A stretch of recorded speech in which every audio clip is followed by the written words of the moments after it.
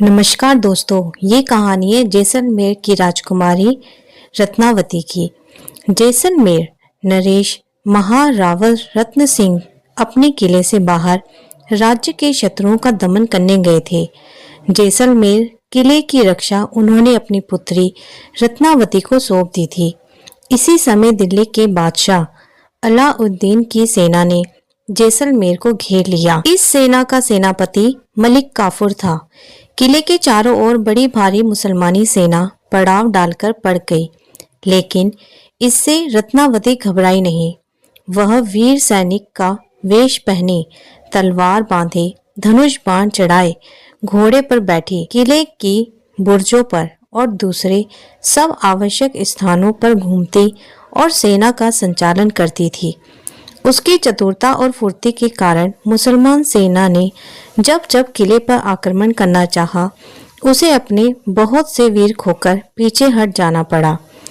जब अलाउद्दीन के सैनिकों ने देखा कि किले को तोड़ा नहीं जा सकता, तब एक दिन बहुत से सैनिक किले की दीवारों पर चढ़ने लगे।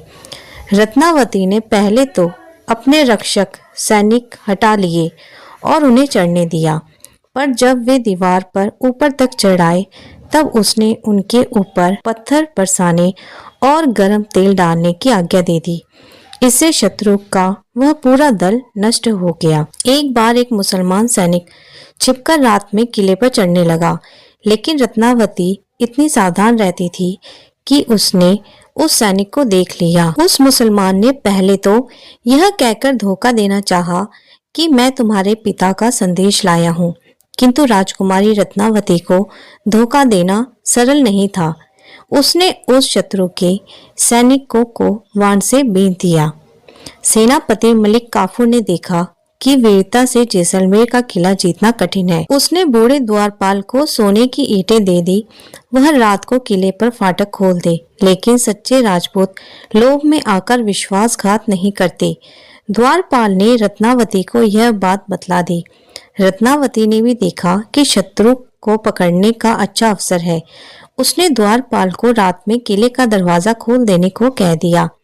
आधी रात को जब 100 सैनिकों के साथ मलिक काफूर किले के फाटक पर आया, बूढ़े द्वारपाल ने फाटक खोल दिया। वे लोग भीतर आ गए तो फाटक बंद करके वह उन्हें रास्ता दिखाता आगे ले चला।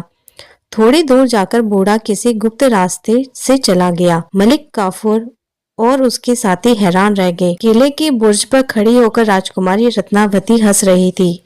वे लोग अब समझ गए थे कि यहाँ आकर वे अब वापस कभी नहीं लौट सकते। उन्हें किले की कैद में बंद होना पड़ा। सेनापति के पकड़े जाने पर भी मुसलमान सेना ने किले को घेरे रखा। किले के भीतर जो अन्न था वह समाप्त होने लगा। राजपूत सैनिक उपवास करने लगे। रत्नावती भूख से दुबली और पीली पड़ गई, लेकिन ऐसे संकट में भी उसने राजा के न्याय धर्म को नहीं छोड़ा। अपने यहाँ जेल में पड़े शत्रु को पीड़ा नहीं देनी चाहिए, यह अच्छे राजा का धर्म है। रत्नावती अपने सैनिकों को रोज एक मुट्ठी अन्न देती थी, किंतु मलिक काफूर और उसके साथियों को 2 मुट्ठी अन्न रोज दिया जाता था।